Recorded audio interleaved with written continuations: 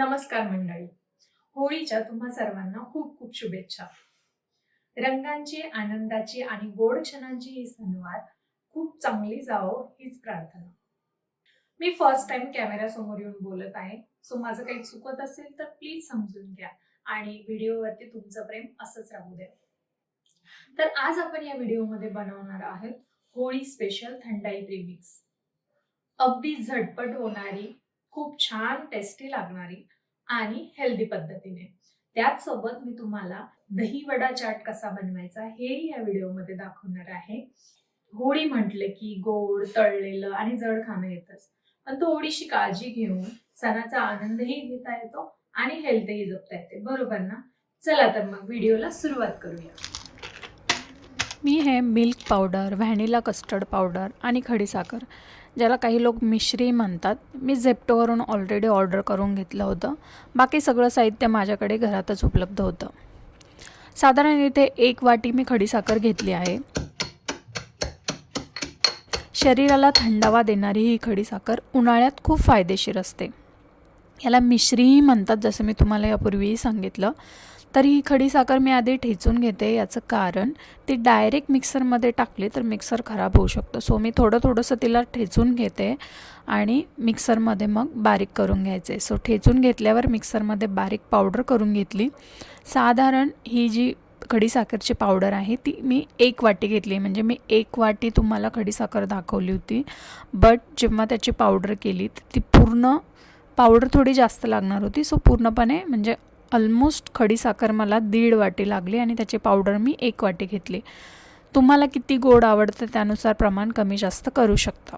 आता हे जे प्रीमिक्स आपण बनवणार आहे त्याला अधिक पौष्टिक करण्यासाठी इथे मी पाव वाटी बदाम, पाव वाटी काजू, पाव वाटी खरबूज किंवा ज्याला टरबूजच्या बिया पण म्हणतात, ज्या शरीराला थंडावा देतात, त्यामुळे त्या पण मी ॲड केल्या आहे. पाव वाटी पिस्ता, 8 ते 10 हिरवी वेलची घेतली आहे. चव परफेक्ट यावी म्हणून मी 1 टेबलस्पून काळी मिरी घेतली. तुम्ही 1 टेबलस्पून बडीशेपही घालू शकता.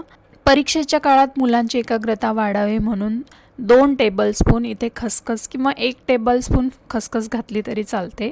लहान मुलांना जर बडीशेपची किंवा काळी मिरी किंवा खसखसची चव आवडत नसेल तर स्किप केलं तरी चालेल. तुमच्या आवडीनुसार सगळं साहित्य तुम्ही कमी जास्त करू शकता. आता मी इथे पाव वाटी मिल्क पावडर घेतली.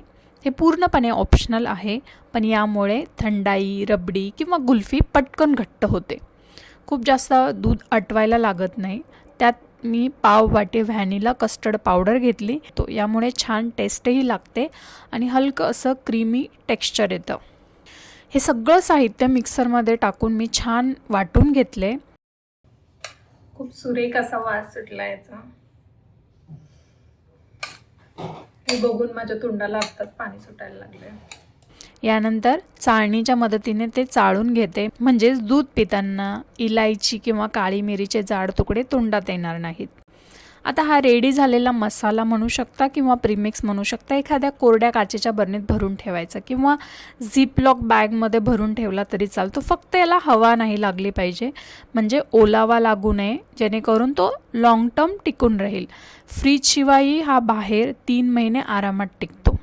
ह्या गुलाबाच्या पाकळ्या देखील मी झेप्टोवरून मागवल्या होत्या. त्या व्यवस्थित धुवून आणि पूर्ण सुकवून ठेवल्या होत्या. आजची थंडाई बनवताना थोड्या बारीक चिरून त्यात घातल्या, यामुळे छान सुगंध आणि टेस्ट येते. आता ही बनवायची कशी ते बघूयात. इथे अर्धा लिटर मी दूध गॅसवर तापायला ठेवलं आहे. आम्ही 3 जण आहोत म्हणून मी अर्धा लिटरच दूध घेतलं आहे. दुधाला चांगली उकळी आली की त्यात 4 चमचे थंडाई प्रीमिक्स घातलं. 5 मिनिटे सतत त्याला मी हलवते आणि मग गॅस बंद करायचा. आता तुम्ही ही थंडाई थंड करून सर्व करू शकता किंवा फ्रीजमध्ये ठेवून गार करून सर्व करू शकता. गरम प्यायची असेल तर गरमही पिऊ शकता किंवा त्यात आईस क्यूब घालून सर्व केलं तरी खूप छान लागते. आता हे सगळं करताना जर तुम्हाला गार्निशिंगसाठी हवं असेल तर पिस्त्याचे काप, बदामाचे काप, गुलाबाच्या पाकळ्या, केशर असं सगळं घालू शकतो. याचा उपयोग तुम्ही कधी करू शकता, जसं काही हे प्रीमिक्स रेडी असेल तर पाहुणे अचानक आले, मुलं सकाळी न खाता शाळेत जात असतील, उन्हाळ्यात शरीराला थंडावा हवा असेल तर हा प्रीमिक्स आपल्यासाठी परफेक्ट आहे. बाहेरच्या ड्रिंक्सपेक्षा घरची थंडाई नेहमीच आरोग्यदायी आणि चविष्ट असते. चला आता दही वडा चाट बनवूया. सर्वात आधी मी उडदाची डाळ सकाळीच भिजत घातली होती. मी 2 वाटी साल काढलेली उडदाची डाळ घेतली होती, ज्याला आपण व्हाईट उडदाची डाळ पण म्हणतो. तुम्ही किती लोकांसाठी बनवत आहात त्यानुसार प्रमाण कमी जास्त करू शकता. आता ही डाळ छान धुवून घेतली आहे आणि मिक्सरमध्ये बॅचमध्ये बारीक वाटून घेतली. बॅटर माझ्याकडनं जरा जास्तच झालं आहे, म्हणजे साधारण 5 लोक तरी आरामात दहीवडा एन्जॉय करतील एवढं बॅटर माझ्याकडनं झालं आहे. आता सगळ्यात महत्त्वाची स्टेप म्हणजे हे बॅटर आपण विस्कच्या मदतीने छान फेटून घ्यायचं आहे. जितकं जास्त फेटाल तितके वडे मऊ होतात. हे कसं ओळखायचं की बॅटर रेडी आहे? थोडंसं बॅटर पाण्यात टाकून बघा. जर ते पाण्यावर तरंगायला लागलं म्हणजे बॅटर एकदम परफेक्ट आहे. मी आता त्यात थोडंसं मीठ घालून घेतलं आहे. आता आपण इडलीच्या भांड्याला थोडं तूप लावून घेतलं आणि त्यात हे बॅटर भरून घेतलं. साधारण 10 ते 15 मिनिटं स्टीम होऊ दिलं. तोपर्यंत म्हटलं देवाची पूजा करून घेऊया.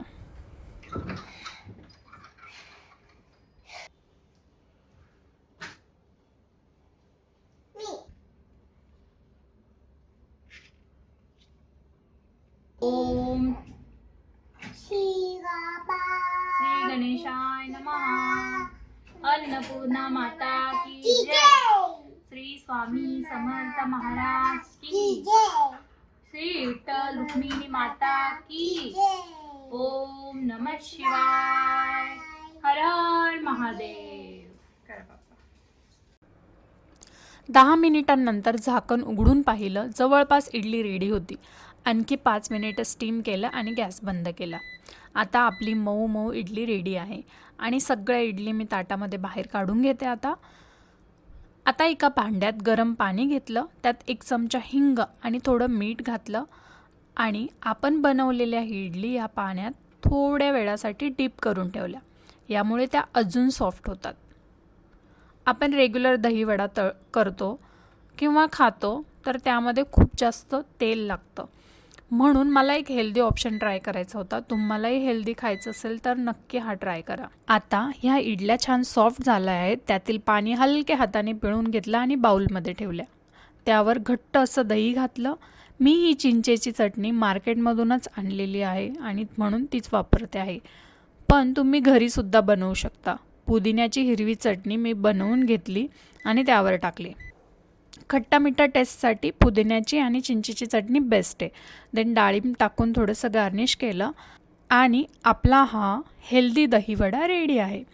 खरं सांगते, टेस्ट खूप छान लागते. माझ्या इडल्या अजून थोड्या सॉफ्ट हव्या होत्या, पण हा माझा पहिलाच प्रयत्न होता. नंतर आम्ही गॅलरीमध्ये बसून हा नवीन आणि हेल्दी असा दहीवडा एन्जॉय केला.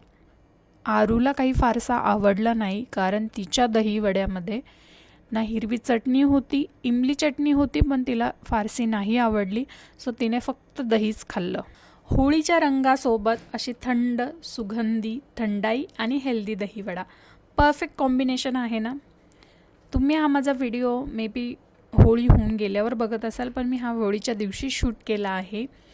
तुम्हाला हा व्हिडिओ आवडला असेल किंवा तुम्ही फर्स्ट टाईम हा व्हिडिओ बघत असाल तर माझ्या चॅनलला नक्की व्हिजिट करा. चॅनलला सबस्क्राईब करा, लाईक आणि शेअर करायला विसरू नका. तुम्ही आधी यातलं काय बनवणार कमेंटमध्ये नक्की सांगा. भेटू न्यू ब्लॉगमध्ये. तोपर्यंत बाय.